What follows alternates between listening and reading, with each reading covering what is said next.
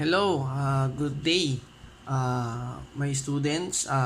Andito na naman yung inyong professor. Uh, and our topic today will be yung diesel cycle. In our previous lessons, dun sa ating module, we tackled about the diesel cycle, kung saan pinag-aralan natin and I discussed yung mga processes involved dun sa ating diesel cycle. Just a brief description kung sino ang naka-invento sa kanya, what is its difference between yung spark ignition engine, the processes involved, thermodynamic cycles involved, and then kung paano natin ma-distinguish kung saang part yung mga heat added, rejected, decompression, then expansion. And sinasabi ko from previous lessons na hindi nyo kailangan magkabisado. All you need to do is to draw the diagram. Now, when drawing the diagram, ang gagamitin natin dyan is the PV diagram. Kasi yung PV diagram na yan ang pinakamagandang paraan para ipakita mo yung mga processes involved dun sa iyong cycle. Now, without further ado, we will discuss it. Tuturo ko sa inyo yung diskarte na, Sir, paano kung ang hirap-hirap magkabisado? Hindi ko siya makabisado agad. Well, don't worry. Kasi, gagawa natin ng paraan. Okay? Now, we'll start with yung ating PV diagram. Now, ano ba yung best way para yung may drawing natin siya? You'll start with PV diagram, di ba? Ito yung PV diagram mo.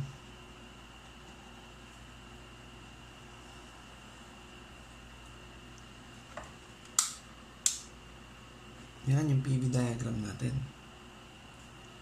This is P, this is V. Now, meron tayong iba't ibang points pagdating sa ating PV diagram. Now, lagi naman tayong nagsisimula sa initial point. Okay? That is the start of your compression, which has the highest volume. And then, magkakaroon ka ng point 2. Magkakaroon ka ng point 3. And then, you'll go back with the initial state.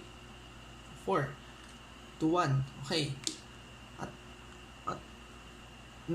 At point 1, going to your point 2, ang mangyayari dyan, it is an isentropic compression of your gas. Okay? And then, if this is 1, this is 2, from 2 to 3, magkakaroon ka ng heat addition dyan. Okay? And then, from 3 to 4, magkakaroon ka ulit ng isentropic expansion. Okay? And then, from 4 to 1, magkakaroon ka ng constant volume rejection dyan. Now, let's discuss muna yung process 1 to 2. Now, at process 1 to 2, nandito yung iyong maximum volume, which is B1. And then, from 1 to 2, i-compress niya yung gas mo. It will be the minimum volume, volume 2. This is max, simum, this is minimum. Now, yung naiiwan dito na volume is a clearance volume and it is measured in percent. Yung clearance volume mo. That is VC. Okay? From 1 to 2, ikinompress niya, which yung 1 mo is your bottom dead center. And this one, ito na yung top dead center ng iyong cylinder. Top dead center. Now, from 2 to 3, magkakaroon ka ng cut-off dyan. Okay? Ang tawag naman dito is the cut-off. So, this will be V3. And then yung V2 and V3 mo is the cutoff. Okay? Yan yung cutoff volume na tinatawag. Mamaya ipapakita natin kung ano yung magiging value ng ratio between the volumes there.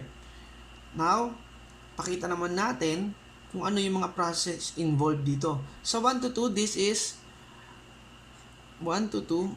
isentropic pa rin. S is equal to C. Pero this is compression. Okay? From 1 to 2.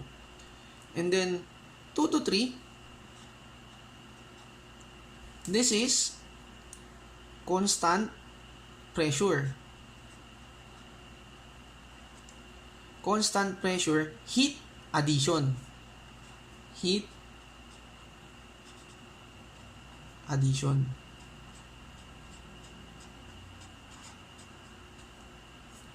At process 3 to 4, that is your isentropic expansion. Ito is compression.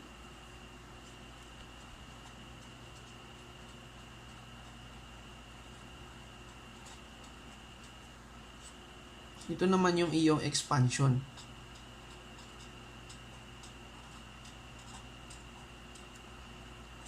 Now, from 4 to 1, going to the initial state, since it is a cycle, lagi naman niyang babalik doon sa kanyang initial state. From 4 to 1, that is constant volume heat rejection.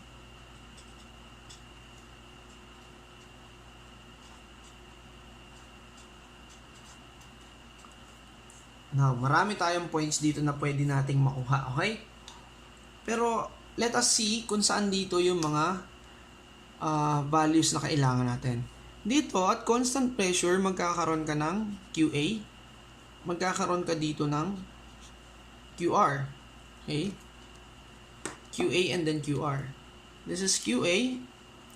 This is QR. Now, the work net, yung making work net mo dyan, is the area nitong loob ng iyong diagram. That is the area that represents the work net of the system. Now, going back dun sa ating discussion, bakit tinawag na cut-off yung 2 to 3? Yung 2 to 3, since it is a compressed volume of air na, at constant pressure, magkakaroon ka ng heat addition. Since wala tayong spark ignition dyan, yung pressurized air mixed with atomized fuel, magkakaroon ka ng sudden explosion. Kaya magkakaroon ka ng combustion. And when nag-combust yan, at point 2 is the initial of your combustion. The end of your combustion, you'll have the highest temperature of the system. In which, ganun din naman, ang pressure niya equal to 2 since that is equal pressure. Unlike dun sa auto natin, yung process 2 to 3, constant volume yun, mas mataas yung pressure ni 3 sa 2. Dito, pagdating ng iyong diesel cycle, your diesel cycle, yung pressure ni 2 and 3 is equal. But, the temperature is not. And then, the volume din, hindi rin. Okay? Now, we can say na itong diesel cycle daw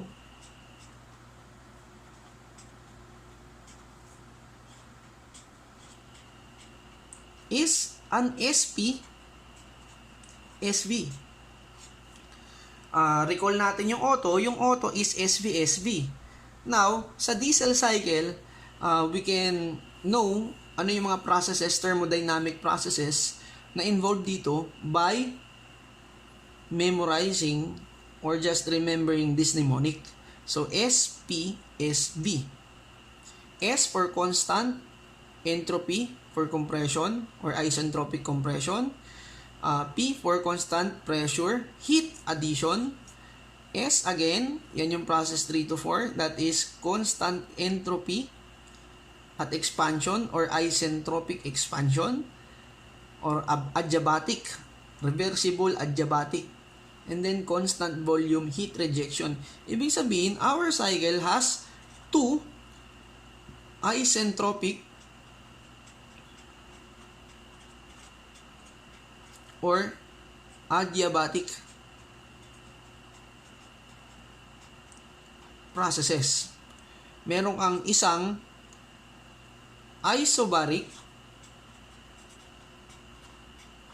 and then meron kang isang isometric or isovolumic. Hey, meron tayong tatlong process. So, meron dyan dalawa. Dito, we can denote in our auto, this one and this one, meron yan tinatawag na mga ratio of the volumes. And the ratio between your volumes are somehow called as expansion, cutoff, and then compression ratio. Now, pwede natin silang makuha by looking at our diagram. Now, from 1 to 2, syempre nag-compress ka dyan. Ibig sabihin, at your process 1 to 2, makukuha mo yung RK. Your RK, sa process 1 to 2, is the compression ratio. Now, from 2 to 3, nagkaroon ka ng cut-off. So, ang tawag dyan is cut-off ratio. And then, from 3 to 4, ang tawag naman dun is expansion ratio.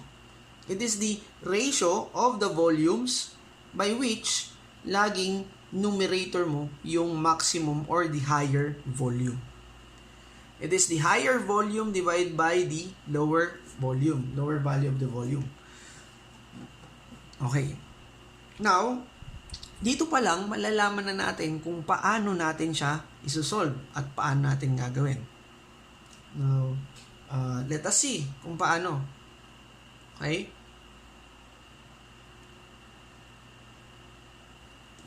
Kuha tayo ng isa pang sheet. So, going back.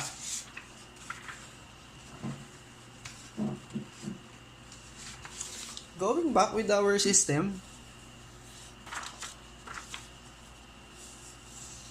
Ayan. Dito ko na lang. Going back with our system, pwede natin siyang makuha. Okay? Usog ko lang. Ayan. Kung ito yung ating system, pwede nating makuha yung mga different points dyan. Now, dito, sa case natin, ibibigay yung T1. T1 is present. And P1. Siyempre, imposibleng hindi ibigay yan si P2. P2. Or V2. Pwede niya ibigay yan. So, paano natin masosolve yung mga points na yon? Now, let us analyze our system. So, at point 1 to 2, ano ba yung mga pwede nating hanapin dyan? Since it is isentropic pa rin naman, S is equal to C, magpalagay natin, magagamit pa rin natin si Tito Pipito. Okay? Si Tito Pipito ay T over T equal mo kay Pipito. Pipito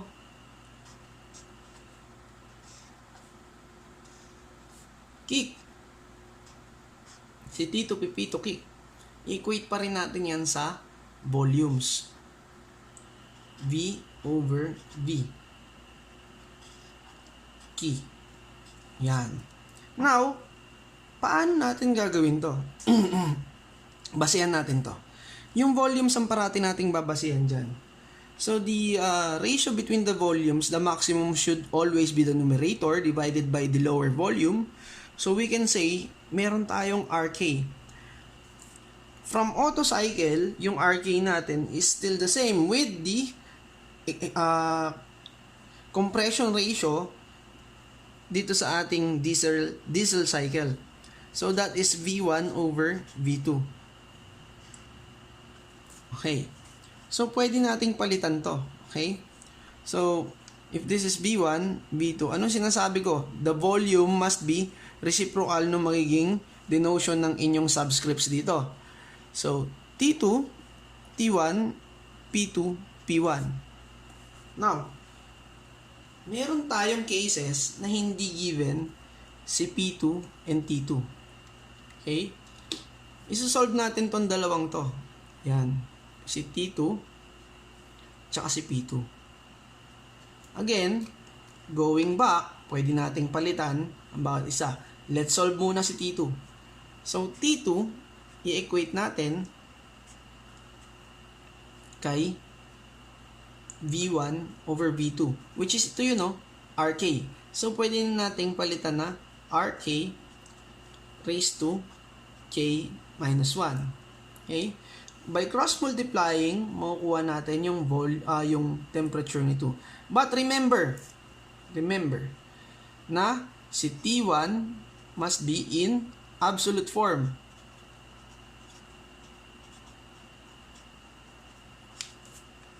Laging absolute sila. Remember this, T1 must be absolute.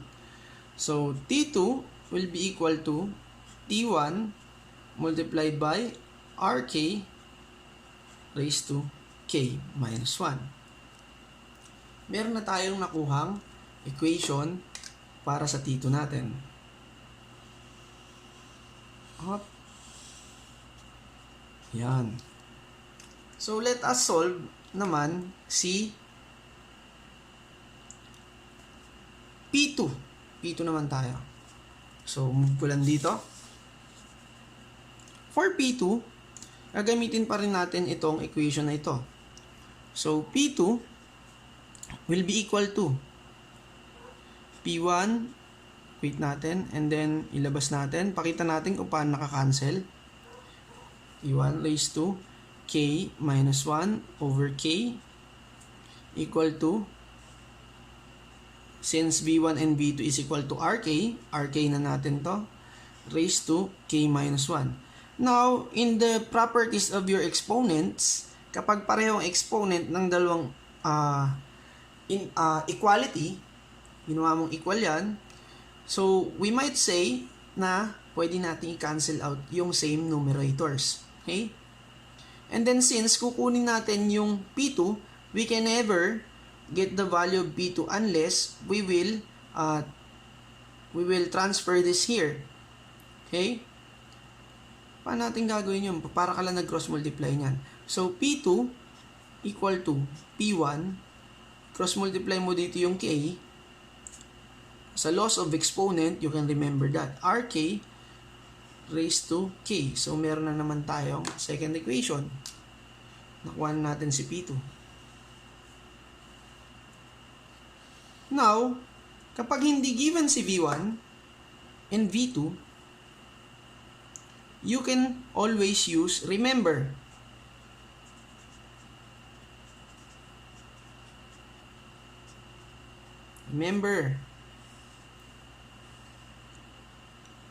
kapag dalawa na yung given parameters in a point, if you are given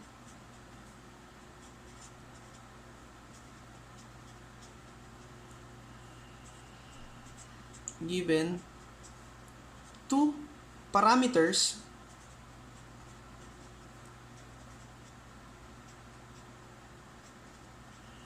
in a point,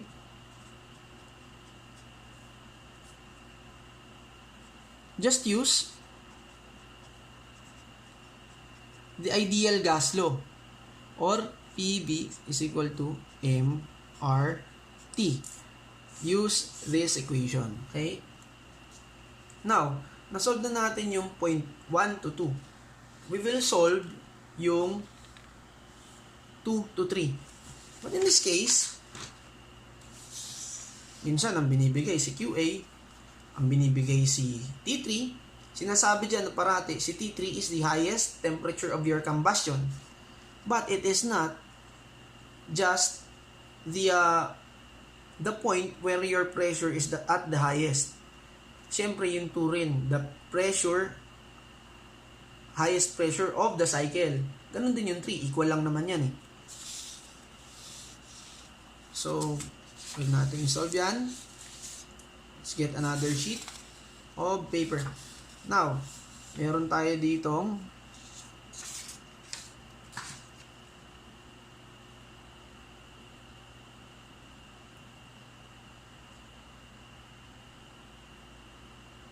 Yan. So, solve. Minsan, what if at point 2 to 3, what if pressure is constant dyan, di ba?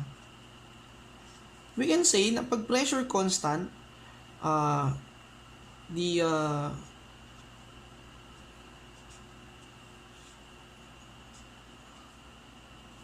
gas law, P2 V2 where T2, we can say equal naman to. So constant pressure, at constant pressure we can cancel out yung pressure, then we'll arrive, this should be 3 3 3. Okay, we can arrive with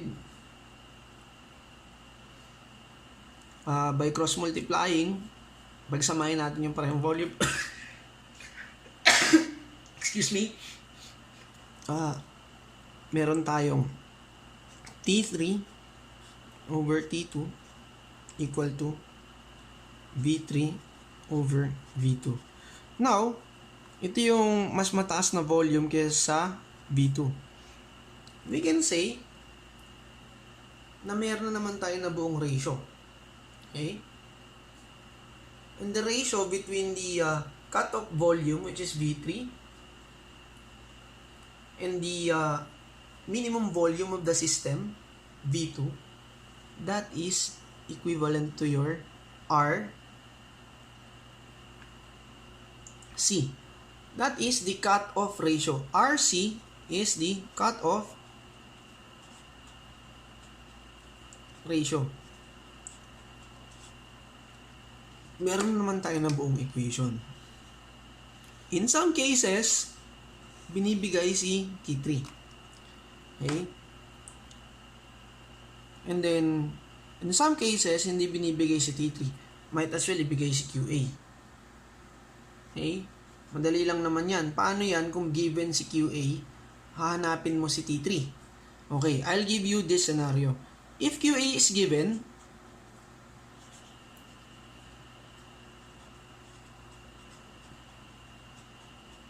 follow this. Okay? Shortcut ko na kung saan siya nagmula. Ipapaliwanag ko mamaya kung paano nyo makukuha yun. So, the shortcut will be T3 equal to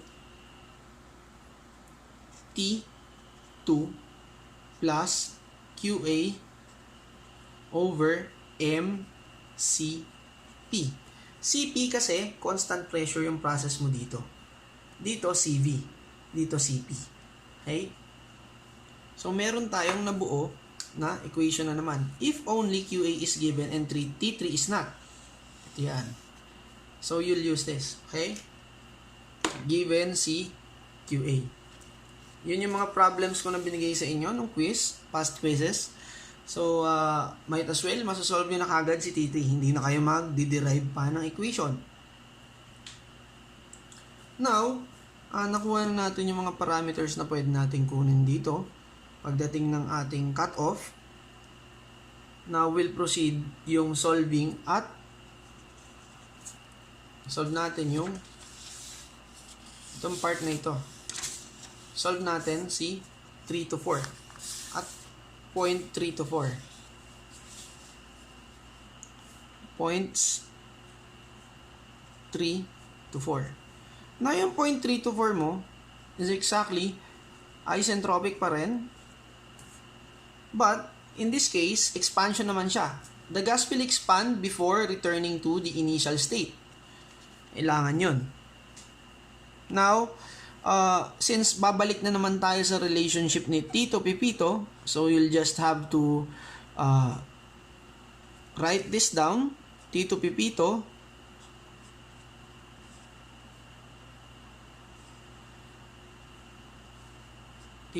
kick.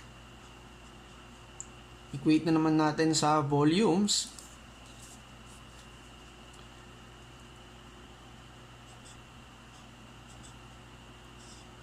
Now, may babasehan na naman tayo dito.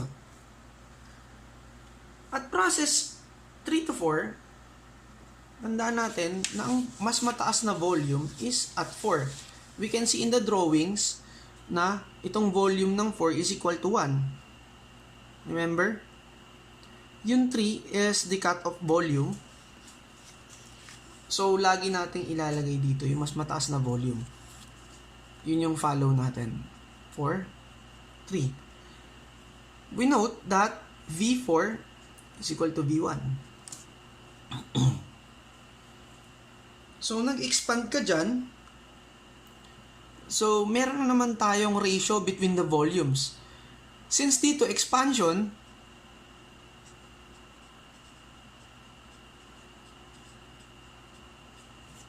we might say that it is RE, the expansion ratio, V4 over V3, which your V4 is equal to V1 divided by V3.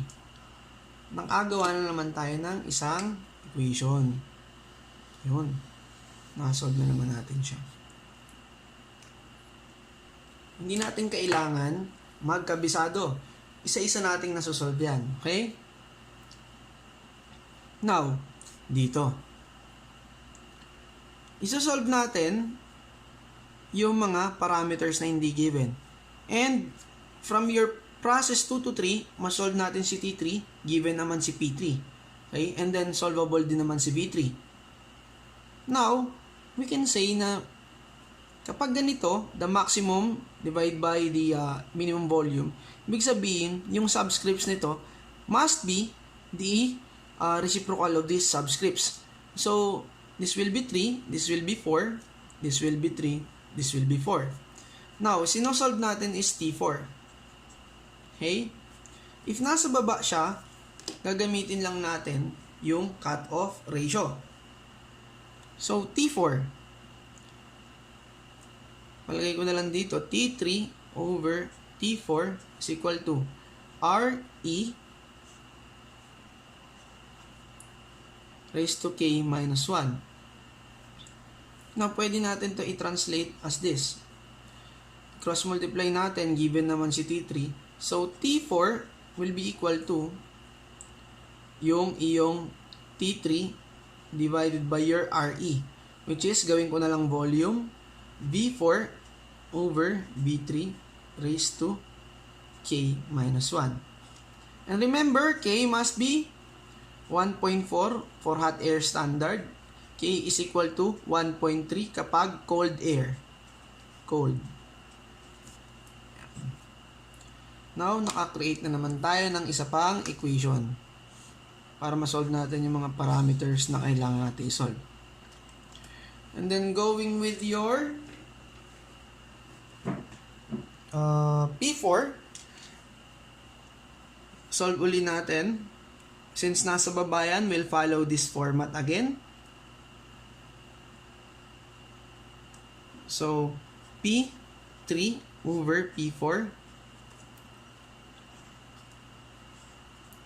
K minus 1 over K equal to V4 over V3 raised to K minus 1. Now, further simplifying,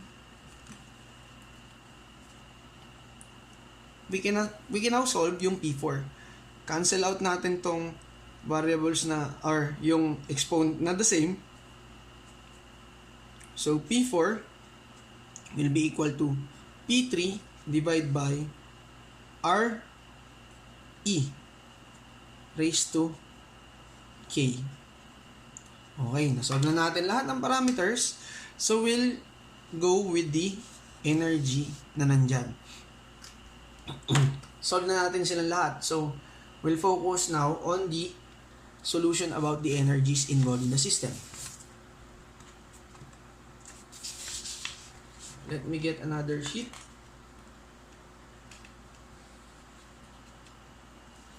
Yeah.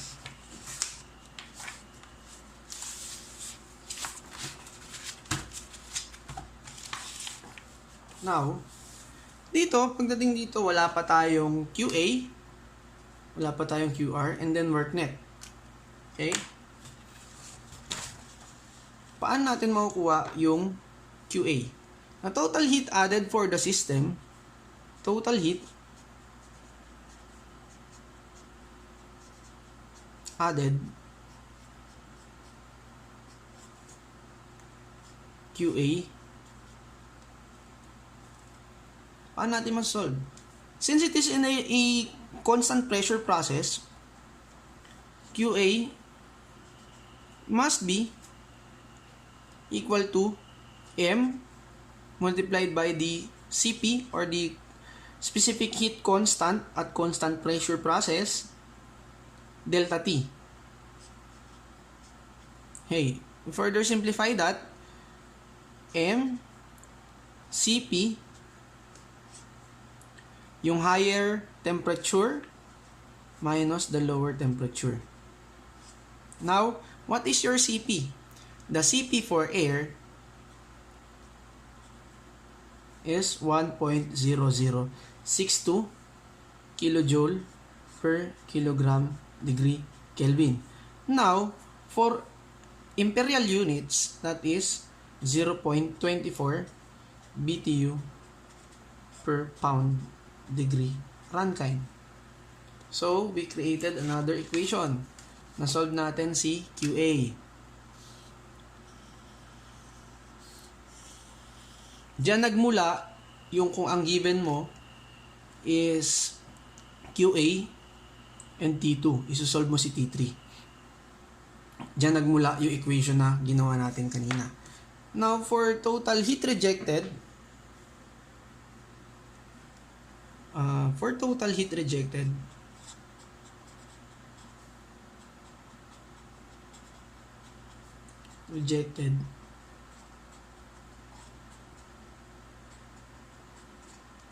QR, yung QR kasi is in a constant volume process.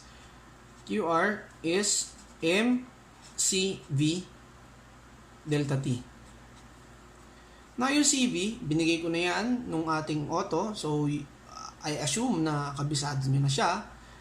Then, simplifying, mCV, yung higher temperature minus the lower temperature. T4 minus T1. So, may nasolve na naman tayong equation for our system. Now, for the work net of the system, it is always given by the equation QA minus QR.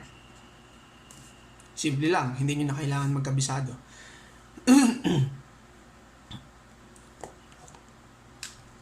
Okay? Now, for the thermal efficiency of the system, ET is work net over QA, or equal to 1 minus QR over QA. Now, what if we use the relationship between the ratio of the volumes? Now, when using yung relationship between RK, RC, RE, which is the compression ratio, cut-off ratio, C, RC, ito K is compression C is cut-off expansion. Pwede nating makuha yung relationship between them. The relationship between them is RK is always equal to the product of your RC and RE. Paano nangyari yon? So, let us say, si RK. RK is V1 over V2. Okay? Si RC, going back, that is in process 3 to 2. So, V3 over V2 multiplied by yung RE, which is in process of 3 to 4. So, mas mataas yung volume ni 4. V4 over V3. Now, we can say na si V4 is equal to V1. So, canceled yung same. Therefore, equal siya sa V1 over V2. Now, we can prove that this relationship is true. Yan. So, nasolve natin siya. Meron pa tayong makukuha na efficiency of your system using yung ating ratio of the volumes. Okay? Pakita ko sa another sheet. Now, going back, dito tayo, focus natin to. Yung work net ay yung ating efficiency of the system. Now, for the efficiency of the system, using yung ating ratio of the volumes, pwede nating masabi na 1 minus, dito na papasok yun.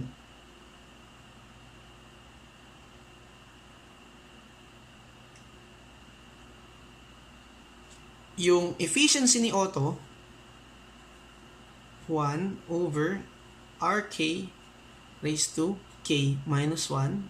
Yan. Hindi lang dyan matatapos yan. Kasi imumultiply pa natin siya ng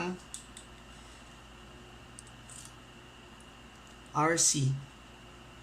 Tapos, dito, iwan ka para madaling tandaan. RC minus 1, RC minus 1. Now, para madali siyang tandaan at hindi nakalilito, ganito. Si diesel kasunod ni what? Otto yan, kapag dinidiscuss. So, Otto, itong buong to, Otto, diesel. RC minus 1, RC minus 1. Ulit-ulitin mo lang. Si Otto, kasabay niya si diesel. Inuulit-ulit pa. Okay? RC minus 1, RC minus 1. Pero nasaan si K? Ha? Si K, kapag nasa taas din si K. Kapag nasa baba din si K. Yan yung ating efficiency using yung ating volumes. Okay?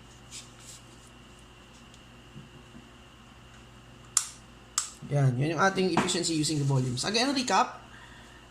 Si diesel, kasunod yan ng discussion ni Otto. Bakit? Kasi yung efficiency ni diesel, merong efficiency ni Otto. At inuulit-ulit pa. Ano yung inuulit-ulit? Yung RC minus 1 and RC minus 1. Nasaan yung K, sir? Yung K is kapag nasa taas din. Pag nasa baba din. Okay? Now, meron na tayong mga nasolve na ganyan. Yan. Meron na tayo. So, paano naman kung volumes ang pag-uusapan? Now, for the volumes, si VD, pwede natin extract yan. Ilabas ko ulit yung drawing. Hanapin ko lang.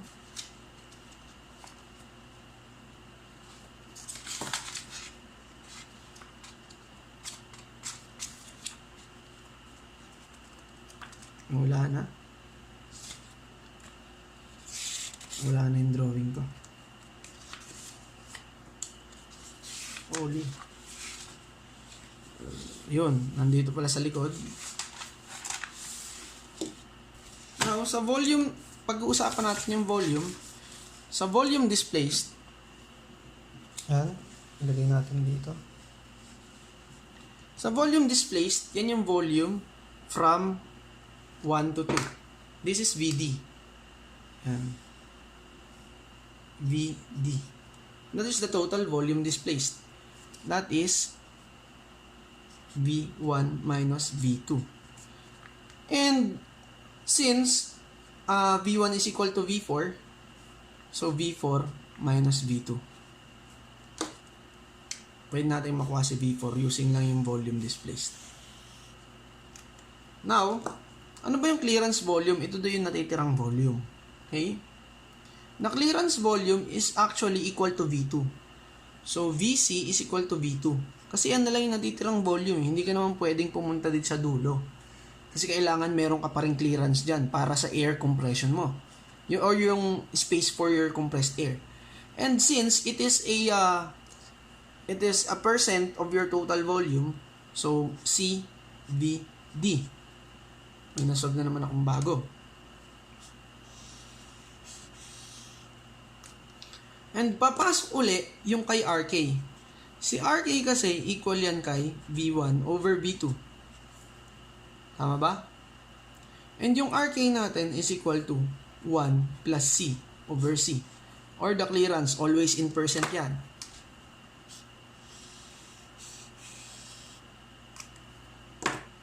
Yan. Solve na natin. Ang dami ko na solve. Using in diagram lang natin. Now, ano naman yung MEP? Mean effective pressure, the operating pressure. MEP is the same. Work net over VD. Marami na naman akong masasolve using yung ating MEP. Okay? So, work net over VD. Eh, yung work net mo, pwedeng ganyan. Over VD is V1 minus V2. Yan. Eh, si work net, pwede ko naman masolve yan dito. Sa efficiency. Is equal to work net over QA. Yan yung mga binigay ko sa inyo nun. Pwede mo i-rumble to. So, work net is equal to E multiplied by QA. Yan. Pwede ko na masolve yan dyan. Ilagay ko na lang si EQA dito. Masolve ko na si MEP. So, MEP, meron ka naman bagong equation. Equal to EQA over kasi work net yan eh. EQA over V1 minus V2. Eh, yung V2, pwede ko naman. Ang dami kong masasolve dyan. Yung V2, pwede kong makuha si RK. Paikot-ikot lang. So, napakadaming way for you to solve this one. So, ang diesel, napakadali niyan. Pag inintindi mo yung diagram, maintindihan mo lahat. Pwede mo ma-solve. Okay? And for further questions, you may message me or PM me. Direct message. Pwede rin kayo mag-comment dun sa mga videos if meron kayong mga tanong. And then the part 3 of this will be the solving of the sample problems that will be uploaded after this. So this is the part 2 of your diesel cycle. Thank you for watching. Bye-bye.